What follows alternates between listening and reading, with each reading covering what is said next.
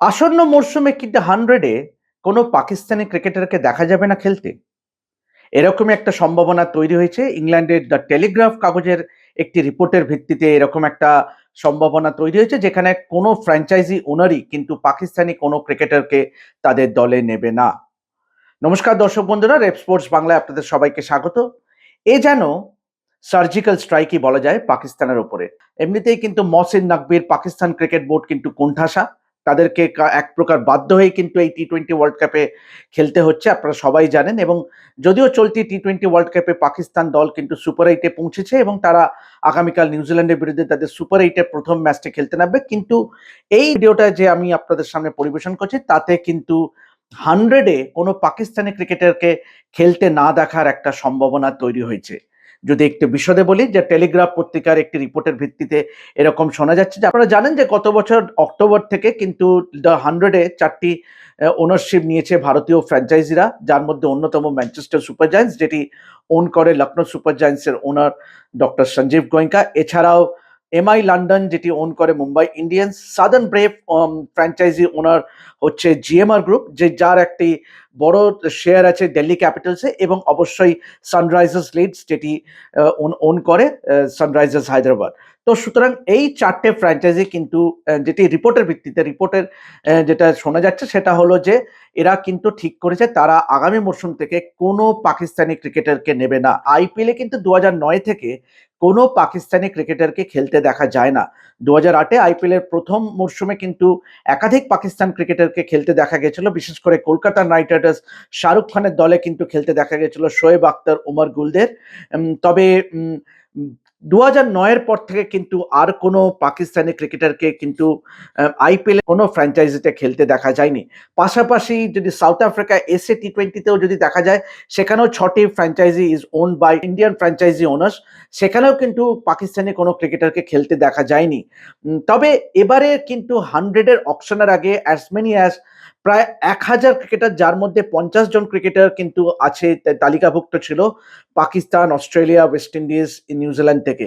কিন্তু যেটি শোনা যাচ্ছে যে রিপোর্টের ভিত্তিতে, যে টেলিগ্রাফ পত্রিকায় যে রিপোর্টটি বেরিয়েছে তার ভিত্তিতে, যে কোনো পাকিস্তানি ক্রিকেটারকেই কিন্তু দলে নেবে না এই ফ্র্যাঞ্চাইজি ওনাররা, যাদের কিন্তু একটা স্টেক আছে ইন্ডিয়ান প্রিমিয়ার লিগে।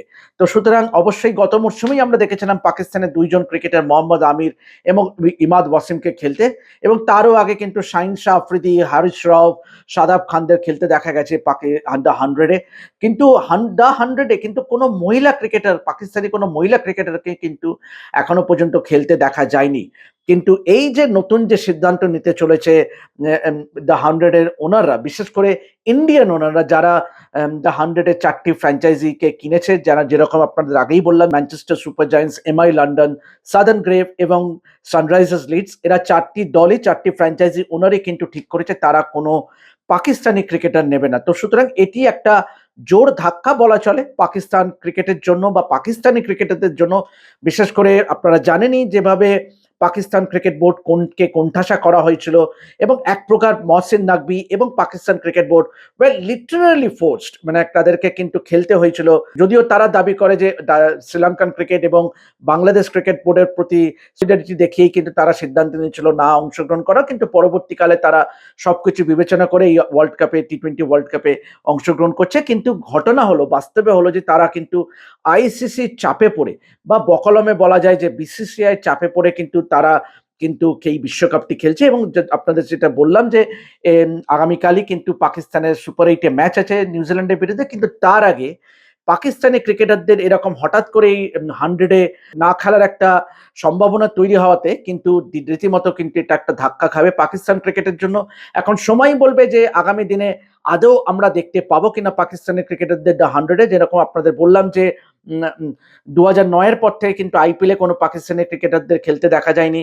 এমনকি সাউথ আফ্রিকাতে এসএ টি-20তেও কিন্তু কোনো পাকিস্তানি ক্রিকেটারকে খেলতে যায়নি। এমনকি গত 4 মরশুম আইএল টি-20, যেটা দুবাইতে যে টি-20 লিগটা হয় আইএল টি-20, সেখানেও কিন্তু গত লাস্ট 4টে মরশুম কিন্তু পাকিস্তানি কোনো ক্রিকেটারকে খেলতে দেখা যাচ্ছে না। কেন, এখানে কিন্তু আইএল টি-20তেও কিন্তু মুম্বাই ইন্ডিয়ান্স এবং সাদার্ন ব্রেভের কিন্তু একটা স্টেক আছে, অর্থাৎ মুম্বাই ইন্ডিয়ান্স এবং জিএমআর গ্রুপ গ্রুপের একটা স্টেক আছে। সুতরাং বোঝাই যাচ্ছে যে এই যে বিশ্বজুড়ে যেসব গ্লোবাল টি-20 লিগগুলো আছে সেখানে কিন্তু পাকিস্তানি ক্রিকেটারদের খেলা নিয়ে কিন্তু একটা প্রশ্নচিহ্ন তৈরি হচ্ছে, বা তাদের কিন্তু যে সকল ওনার যারা যুক্ত আইপিএল এর সঙ্গে, তারা কিন্তু চায় না কোনো পাকিস্তানি ক্রিকেটারদের তাদের দলে রাখতে। আশা করব আপনাদের এই ভিডিওটা যদি ভালো লেগে থাকে অবশ্যই লাইক শেয়ার করবেন, এবং যারা এখনো রেপ স্পোর্টস বাংলা সাবস্ক্রাইব করেননি তারা অবশ্যই সাবস্ক্রাইব করতে ভুলবেন না। আমি দেবাশিস আপাতত সাইন অফ করছি। দেখা হবে পরবর্তী ভিডিওতে। ধন্যবাদ।